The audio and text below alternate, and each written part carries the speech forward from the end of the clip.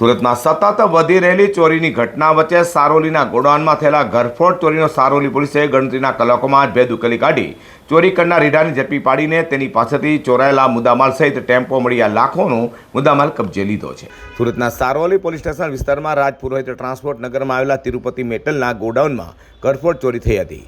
14 ઓગસ્ટની રાત્રે 15 ઓગસ્ટની શરૂઆત દરમિયાન અજાણ્યા ચોર ગોડાઉનમાં પ્રવેશ્યો હતો અને એલ્યુમિનિયમ, બ્રાસ તથા અન્ય ધાતુના ભંગાર સહિત 2,41,450 રૂપિયાની કિંમતનો મુદ્દામાલ ચોરી કરીને ફરાર થઈ ગયો હતો। બનાવ લઈને ચોરીની ફરિયાદ બાદ સુરત પોલીસ કમિશનર બાબાંગ જામીર, અધિક પોલીસ કમિશનર બલરામ મીણા, નાયબ પોલીસ કમિશનર ડોક્ટર કાનંદ દેસાઈ અને મદદનીશ પોલીસ કમિશનર સીયુ પારેવની સૂચના લઈને સારોલી પીઆઈએસઆર વેકરિયાની ટીમ પીએસઆઈ યુબી મેનપરા સાથે તપાસમાં જોડાઈ હતી। ત્યારે એએસઆઈ રમેશ હરિભાઈ, અનામ હેડ કોન્સ્ટેબલ ભરતભાઈ નાજાભાઈ તથા અનામ પોલીસ કોન્સ્ટેબલ સર્જણાભાઈ નાજાભાઈને આસપાસના સીસીટીવી કેમેરા ચેક કરી તપાસ શરૂ કરી હતી। ત્યારે મળેલી બાતમીના આધારે રીઢા ચોર એવા મૂળ યુપીના મેનપુરી હાલ અંકલેશ્વર ગાયત્રીનગર 2માં રહેતા તેજસિંહ દલાલ રૂપે રામેશ્વર દલાલ શ્રીવાસન ઝડપી પાડ્યો હતો। આરોપી પાસેથી ચોરીનો ભંગાર અને ચોરીમાં ઉપયોગમાં લેવાયેલી મહિન્દ્રા બોલેરો પિકઅપ ગાડી મળી આવી સારોલી પોલીસે 7,38,950 રૂપિયાનો મુદ્દામાલ કબજે કરી વધુ તપાસ હાથ ધરી છે।